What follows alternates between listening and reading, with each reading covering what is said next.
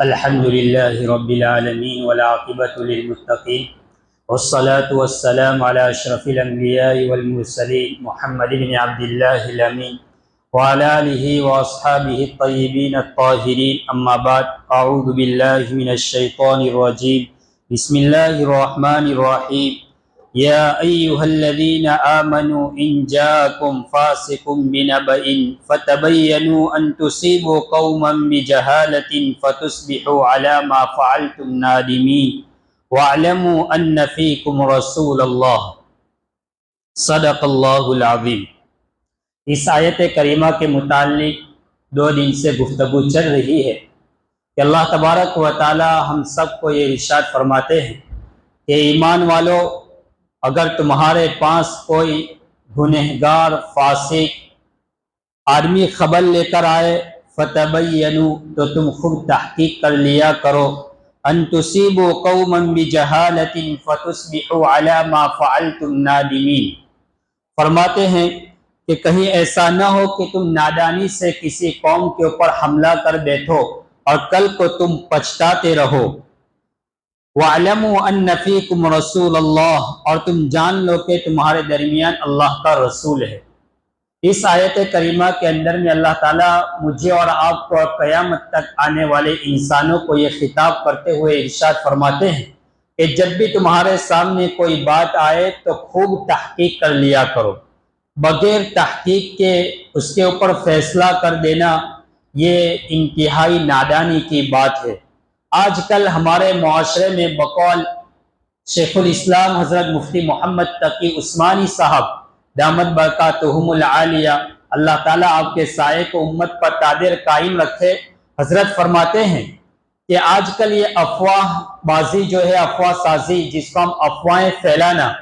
کہ کوئی بھی میسج ہو، کوئی بھی خبر ہو، ہم بغیر تحقیق کے اس کو معاشرے میں اس کو ہوا دے دیتے ہیں اور خوب پھیلاتے ہیں، خوب پھیلا دیتے ہیں بغیر تحقیق کے۔ یہاں تک کہ آپ نے کسی کو ایک بات کہی، اس نے آگے اس کے اندر میں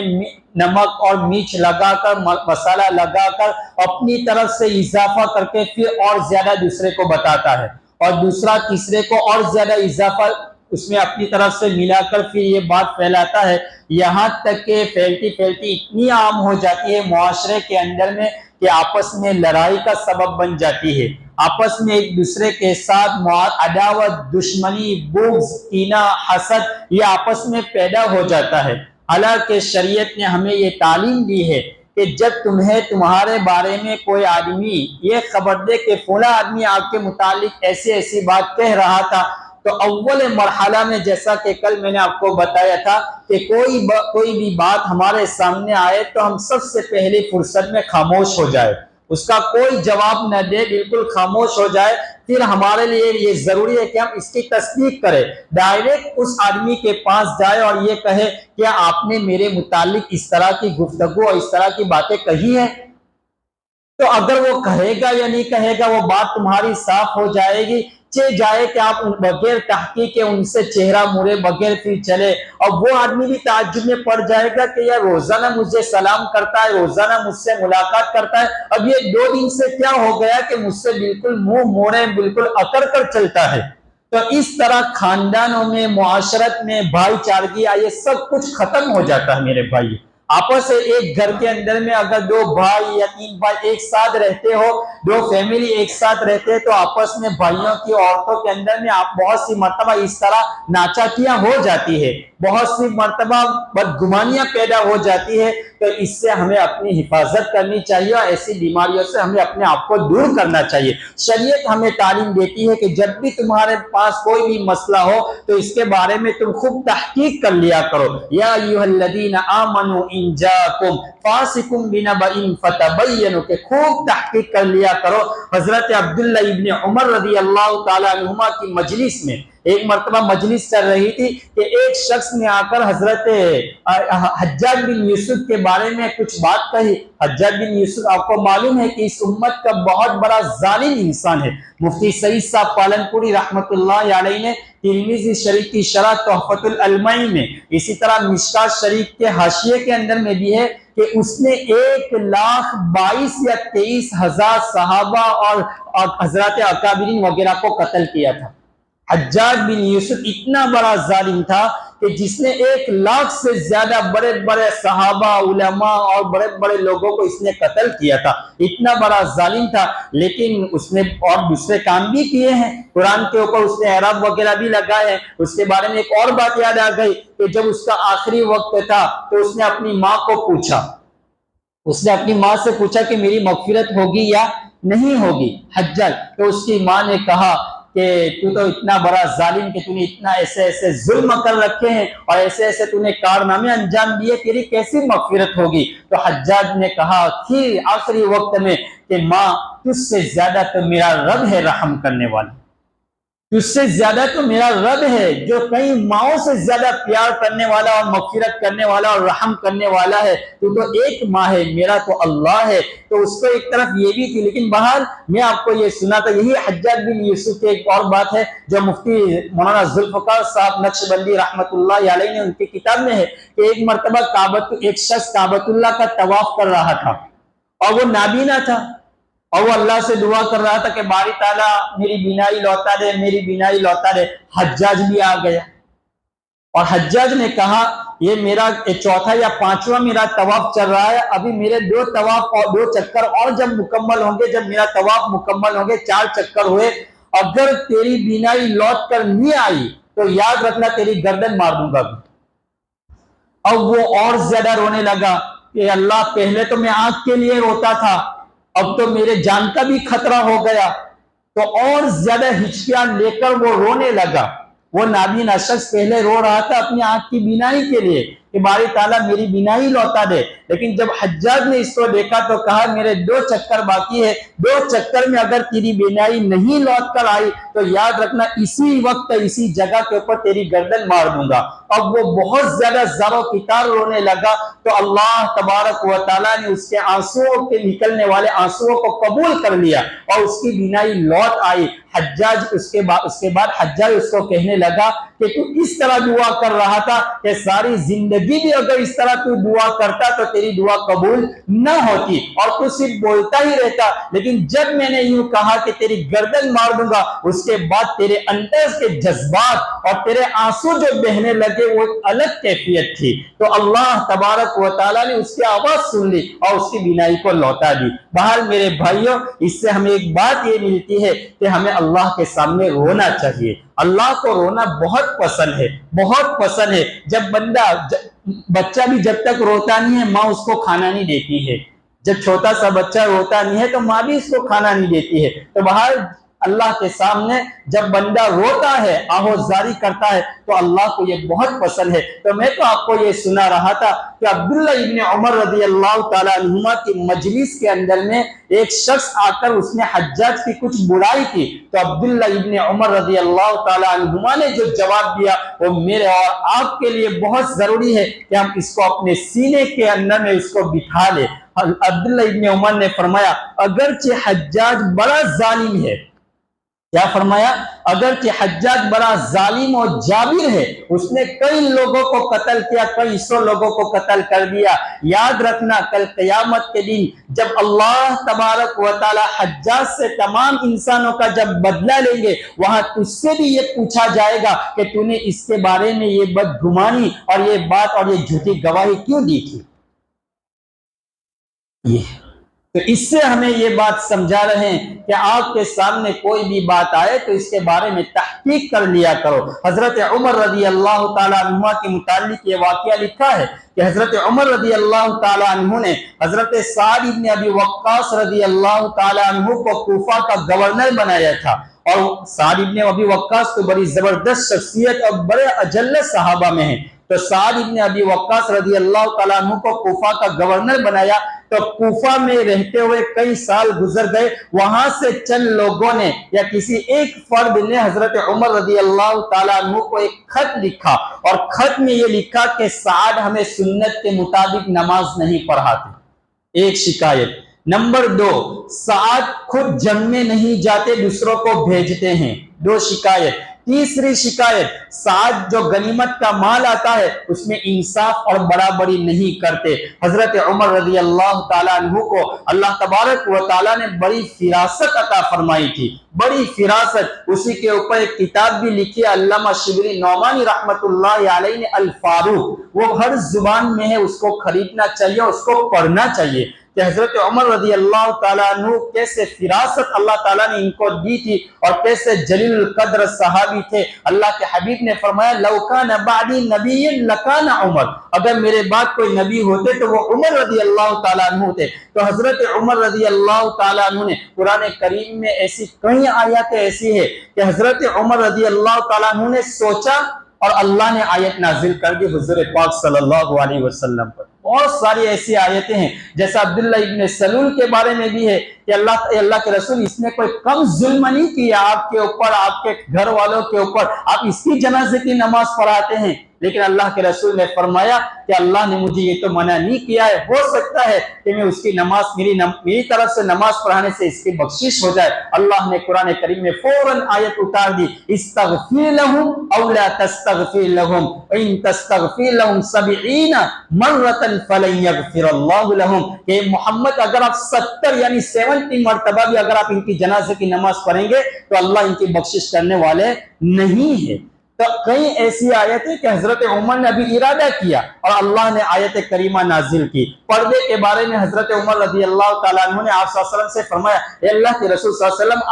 آپ عورتوں کو پردے کا حکم دے دیجئے، جس وقت ابھی پردے کا حکم نہیں آیا تھا، لیکن چونکہ ابھی اوپر سے حکم آیا نہیں تھا اس لیے آپ صلی اللہ علیہ وسلم نے اپنی طرف سے کوئی حکم صادر نہیں کیا، لیکن جیسے ہی حضرت عمر نے کہا اللہ نے آپ کی موافقت میں آیت کریمہ اتار دی کہ آپ عورتوں کو حکم دے دیجئے کہ پردہ کرے اور مردوں کو کہیے کہ اپنی شرمگاہ کی اور اپنی آنکھوں کی حفاظت کرے اور اپنی آنکھیں جھکا کر چلے۔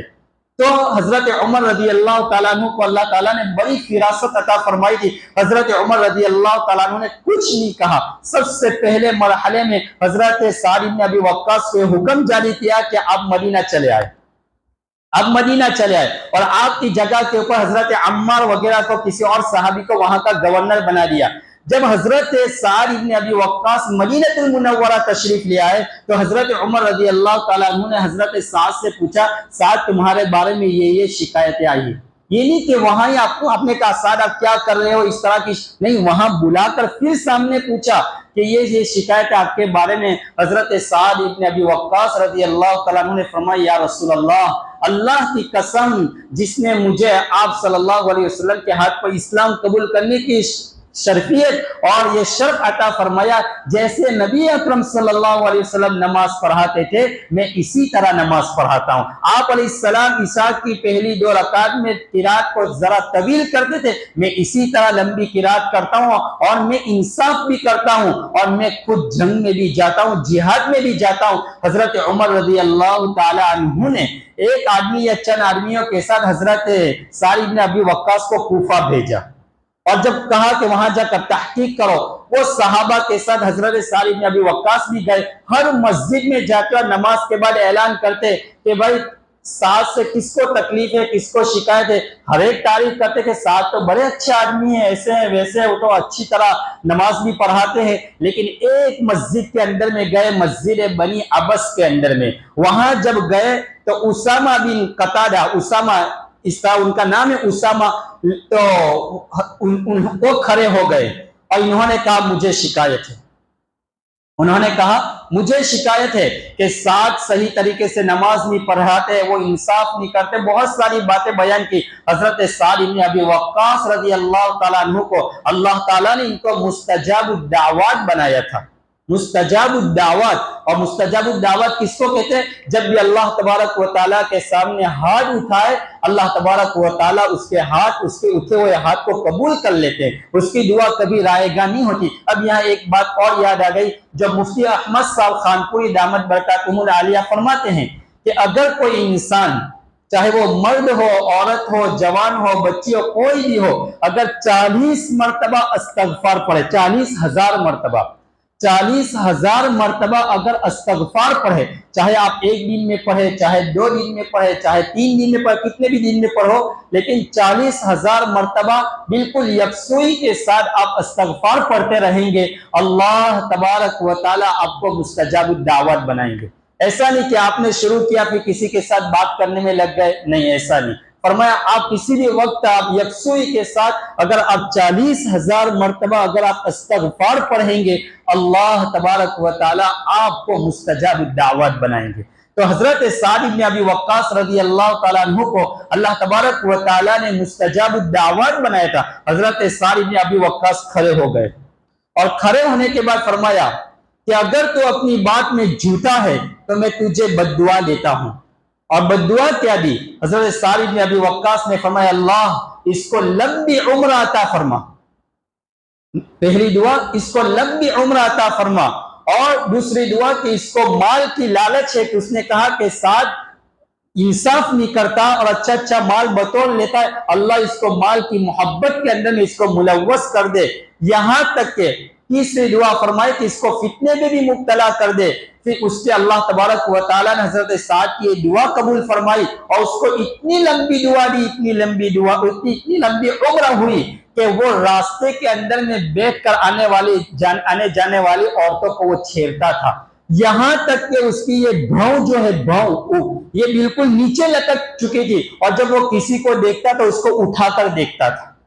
اور وہ خود کہتا، لوگ پوچھتے یہ کیا ہو گیا؟ فرمایا سعد کی بددعا نے مجھے ہلاکت میں ڈال دیا، مجھے ہلاکت میں مبتلا کر دیا۔ تو یہ ہے، تو مجھے تو اس واقعے سے آپ کو یہ سنانا ہے کہ حضرت عمر رضی اللہ تعالیٰ عنہ نے حضرت سعد کے بارے میں کوئی فیصلہ نہیں کیا، بلکہ سیدھے بلایا اور آپ نے تحقیق کی، اور حضرت عمر نے جب حضرت سعد کی یہ بات سنی تو فرمایا، کیا جملہ فرمایا؟ حضرت عمر فرماتے ہیں سعد مجھے آپ سے یہی توقع تھی اور یہی امید تھی کہ تم ویسا ہی کام کرتے ہوں گے جیسا نبی اکرم صلی اللہ علیہ وسلم کو کرتے ہوئے آپ نے دیکھا۔ تو میرے بھائیو، مجھے اور آپ کو اس آیت کریمہ کے اندر میں یہ تعلیم دی جا رہی ہے کہ ہمارے سامنے کوئی بھی بات آئے، کوئی بھی چیز آئے تو ہم اس کے بارے میں تحقیق کریں، تفتیش کریں، اور جب تک اس کے بارے میں ہمیں معلوم نہ ہو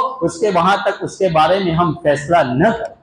صحابہ کرام رضوان اللہ تعالی علیہم اجمعین بہت احتیاط کرتے تھے۔ ہمارے محدثین نے جو روایتیں لی ہے اور جو روایتوں کو جمع کیا، جو بخاری شریف، مسلم شریف، ایسی جو روایتیں جمع کی، جیسا سنا تھا ویسا ہی نقل کر دیا۔ ایک محدث تھے، جب وہ حدیث پڑھاتے تھے تو حدثنا فلان ابن فلان ابن فلان نے روایت کیا، لیکن وہ حدثا کے بنائے سنا بولتے تھے، حدث چھوڑ دیتے تھے اور سنا۔ تو بعض شاگردوں نے، طلبہ نے سوال کیا کہ حضرت آپ سنا فلان کیا بولتے، اس کا تو کوئی مطلب سمجھ میں نہیں آتا۔ فرمایا جب میں فلاں محدث کے درس میں گیا تھا تو مجھے یہی آواز کان میں آئی تھی سنا کی، اور یہاں سے میں نے روایت سنی تھی، حدہ کا لفظ میرے کان میں نہیں پڑا تھا، اس لیے میں اس طرح پڑھتا ہوں۔ آپ اندازہ لگائیے کس قدر احتیاط کرتے ہیں، کس قدر ہمارے اکابر اس کے بارے میں احتیاط کرتے ہیں۔ تو ہمیں بھی اس کے بارے میں احتیاط کرنا چاہیے کہ جب معاشرے کے اندر میں کوئی بھی بات ہو تو ہمیں اس کو ہوا نہیں دینی چاہیے۔ میں نے کل بھی بتایا تھا کہ کتنے سنگین اس کے بارے میں کل میں نے آپ کو واقعہ سنائے تھے کہ کیسے کیسے حالات آیا اور کیسے کیسے صحابہ جیسے انہوں نے بغیر تحقیق کے کسی صحابی کو قتل کر دیا، تو جب ان کی وفات ہوئی تو زمین نے بھی اس کو اپنے اندر اس کو سنبھالا نہیں اور اس کو اٹھا کر پھینک دیا۔ تو پھر ہمیں تو کس قدر احتیاط کرنے کی ضرورت ہے۔ اللہ تبارک و تعالی ہم فرماتے ہیں اے ایمان والو، اگر تمہارے پاس کوئی گنہگار فاجر فاسق خبر لے کر آئے فتبینوا، تو تم خوب تحقیق کر لیا کرو، ان تصیبوا قوما بجہالۃ، کہیں ایسا نہ ہو کہ تم نادانی میں کسی قوم کے اوپر حملہ کر دو، فتصبحوا علی ما فعلتم نادمین، پھر تم کل کو پچھتانے لگو، واعلموا ان فیکم رسول اللہ، اور تم جان لو کہ تمہارے درمیان رسول ہے۔ بعض مرتبہ انسان سے کبھی خطائیں ہو جاتی ہے، غلطی ہو جاتی ہے، تو اس کا یہ مطلب نہیں کہ اس کو سولی کے اوپر چڑھا دیا جائے اور اس کے اوپر اس کو ڈانٹ جھپٹ کرے اور اس کو اس طرح اس کو حکم صادر کر دیا جائے، اس کے اوپر پٹائی برسے۔ شریعت ہمیں اجازت نہیں دیتی اس طرح کہ انسان ہے، کبھی کبھی غلطیاں ہو جاتی ہے. انبیاء کرام علیہ السلام سے بھی وقت کے نبی تھے اور ان سے بھی غلطیاں ہوئی ہے، لیکن صحابہ بعد میں توبہ کر لی. جس کا ولید ابن عقبہ، حاتب ابن ابی بلتع رضی اللہ تعالی عنہ وغیرہ جب بعد میں انہوں نے توبہ کر لی، تو آپ بھی اگر کسی بندی سے، اللہ کے گھر میں کی مستورہ سے، بچی سے، بچے سے یا کسی سے کبھی کوئی غلطی ہو جائے تو آپ انہیں معاف کر دیں، انہیں آپ سمجھا دیں کہ آئندہ اس طرح نہ کرے. حضرت یونس علی نبینا علیہ السلام سے بھی غلطی ہو گئی تھی کہ اللہ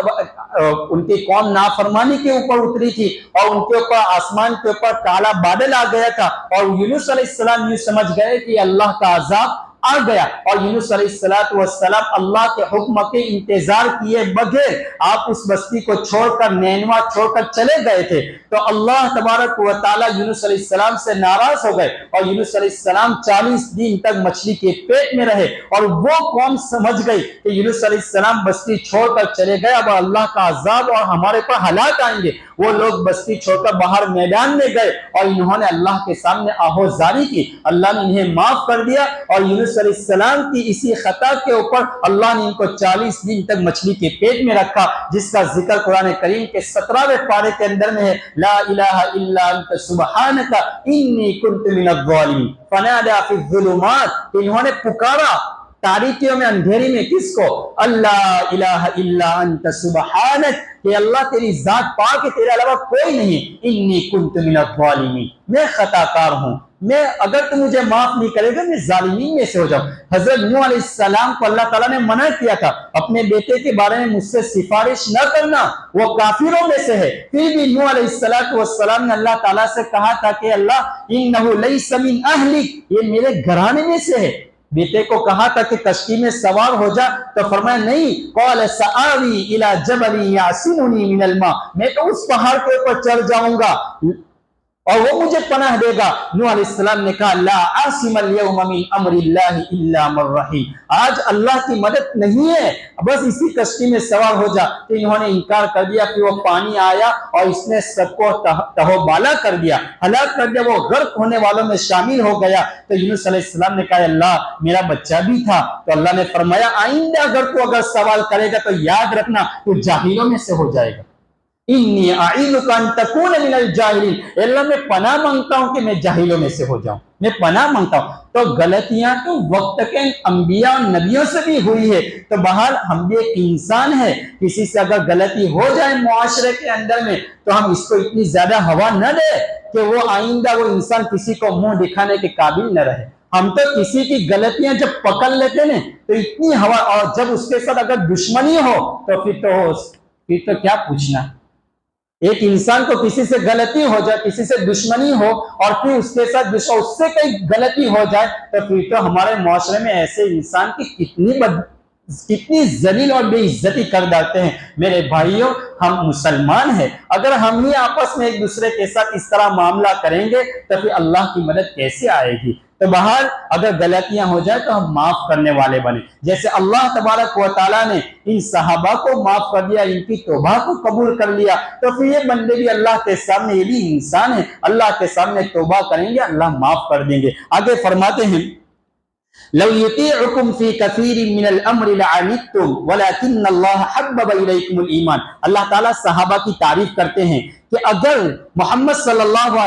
علیہ وسلم تمہاری ساری باتوں کو مان لے تو تم پھر مشکلی میں پڑ جاؤ گے، لیکن اللہ تعالیٰ نے تمہارے دل میں ایمان کی محبت کو رکھ دیا ہے. وَزَيَّنَهُ فِي قُلُوبِكُمْ، اور اس ایمان کو تمہارے دلوں میں مزین کر دیا. یہ صحابہ کی تعریف ہے. وَكَرَّهَ إِلَيْكُمُ الْكُفْرَ وَالْفُسُوقَ وَالْعِصْيَانَ، اور تمہارے دلوں میں کفر اور نافرمانی اور گناہوں کی اور بے حیائی اور نافرمانی کی کراہت ڈال دی ہے. اولئک هم الراشدون فضلا من اللہ ونعمہ. یہی صحابہ جب ایمان نہیں لائے تھے تو آپس میں ایک دوسرے کے خون کے پیاسے تھے، لیکن جب ایمان لے آئے تو آپس میں کیسے بھائی بن گئے، کوئی حبشہ کا رہنے والا، کوئی فارس کا رہنے والا، کوئی نینوے کا رہنے والا، کوئی کہاں کا رہنے والا، لیکن نبی اکرم صلی اللہ علیہ وسلم کی تربیت کی وجہ سے آپس میں شیر و شکر ہو گئے، آپس میں بھائی بھائی ہو گئے۔ اور کیسے کیسے واقعات ہیں انشاءاللہ کسی مجلس میں کسی وقت میں سناؤں گا کہ یہ صحابہ ایک دوسرے کو پہچاننے والے نہیں تھے، لیکن جب مسلمان ہو گئے، آپس میں بھائی بھائی بن گئے، تو انہوں نے اپنے آپ پر دوسرے کو ترجیح دے دی، اپنے پر دوسرے کو ترجیح، خود مرنا گوارا کیا، لیکن دوسرے بھائی کا پیاسا ہونا انہوں نے گوارا نہیں کیا۔ یہ تھے وہ صحابہ۔ اللہ فرماتے اولئک هم الراشدون فضلا من اللہ ونعما، یہی وہ لوگ ہیں جو نیک راہ پر ہے اللہ کے فضل اور اس کے احسان سے۔ واللہ علیم حکیم، اللہ تعالیٰ جاننے والا ہے، حکمت والا ہے۔ اللہ تبارک و تعالیٰ مجھے اور آپ کو ان کہی سنی باتوں کے اوپر عمل کرنے کی توفیق نصیب فرمائے۔ وآخر دعوانا الحمد للہ رب العالمین۔